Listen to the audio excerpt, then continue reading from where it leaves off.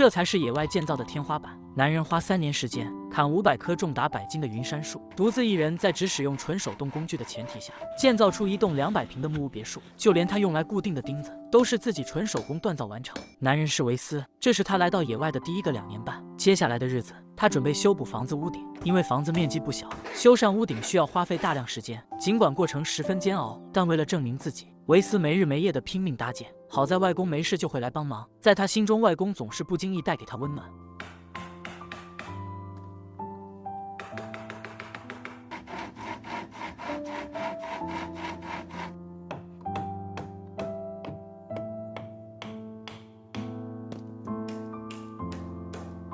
即使每天再苦再累，维斯都没有利用电动工具，就连落日余晖都在见证他的成长。又是无数个日夜，维斯终于完成了屋顶的修补。现在的这个房子已经达到了他心中预期。可为了让屋顶更好的防水隔热，维斯不知道从哪收集许多瓦片，开始修缮为这个家遮风挡雨的屋顶。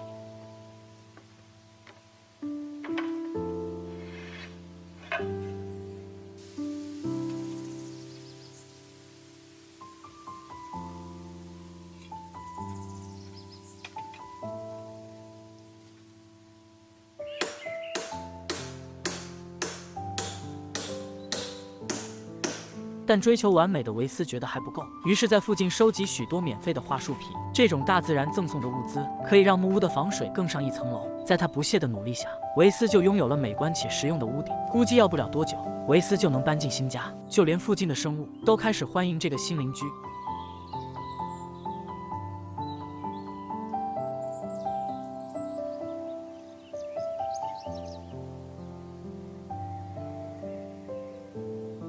完成好屋顶以后，随着夏天的到来，维斯准备趁这个时候在木屋的地板修建地窖。毕竟他要在这房子生活一辈子，不想进入电气时代的他想修建地窖用来储存食物。就算这次的对手都是石头，维斯也不打算给自己安排电动工具，而是利用这种劈石器将一块块巨石劈开。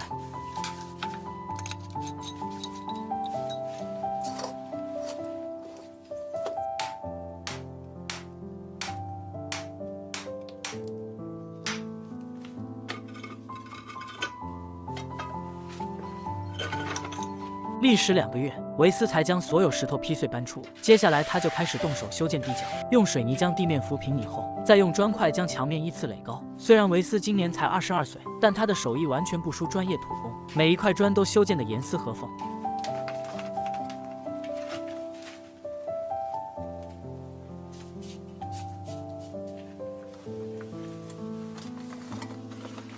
但由于最近的天气实在太热，为了让自己更好的工作，维斯剃掉了自己留了2年半的发型。现在这个发型让他感觉清爽不少。接下来的日子，他就开始修建地窖盖板。盖板的制作，他选择利用钢筋水泥，毕竟在野外找不到正好合适的石板。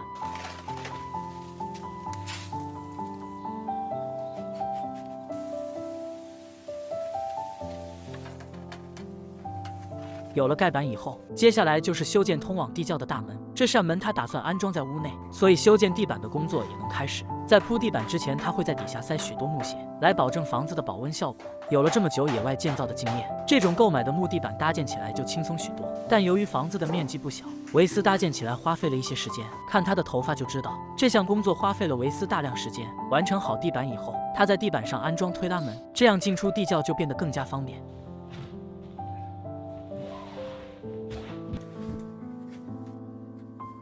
但一向追求完美的维斯还为地窖制作之物架。尽管现在冬天已经来临，维斯依旧保持自己的态度，利用手动工具完成制作。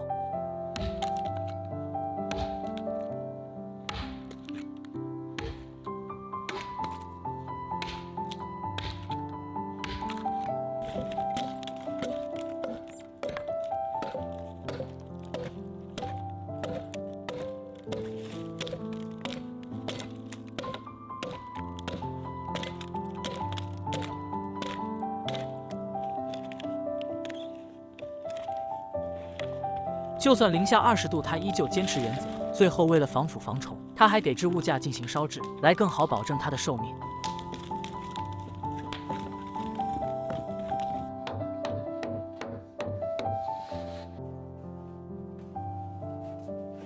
虽然一个人很孤独，但他很享受大自然带给他的自由。现在的天气越来越冷，就连屋檐都已经结冰。无奈的维斯只能开始安装大门，毕竟一个大门可以为他阻挡寒风。就算这样的极寒天气，也没打破维斯对手动工具的坚持，甚至连门锁都是纯手工制作。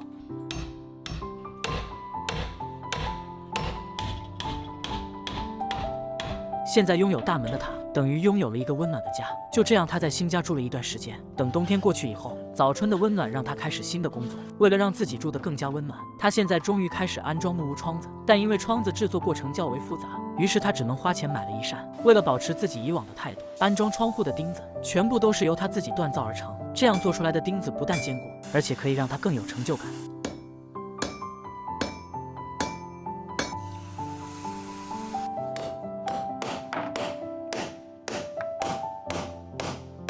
历时3年时间，维斯终于拥有了属于自己的家。他不是一个人，还有整个大自然与他作陪。